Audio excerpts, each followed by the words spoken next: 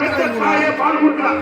அந்த பிள்ளைக்கு ஒரு காது கொடுத்தா வழியில உட்கார வச்சு தீர்த்து அதுக்கு இருக்க இடம் கொடுத்தவன் தான் தாய்மாமன். அதே போல வளர்ந்த ஆளாகி இருக்கிறப்ப ஒழுங்கிறதுக்கு ஒரு ஓலை கொடுத்து தாய்மாமன் நான் இருக்கிறேன் தைரியமானு சொல்றானே அவன் தாயா தாய்மாமன். அதே தங்கச்சிக்கு ஒரு புள்ள பிறந்துட்டா அவன் கூடுதல பொண்ணால் எடுத்து தான் மகனுக்கு உரிமை எடுத்து கட்டி வச்சு காத்து தான் உள்ளே கொடுக்கிறவன் தாயா தாய்மாமன்.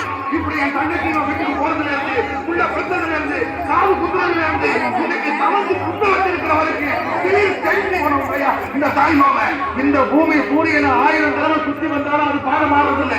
அதே மாதிரிதான் 1000 வருஷம் நாம பழக்க வழக்கம் சம்பிரதாயம் மாறதில்லை.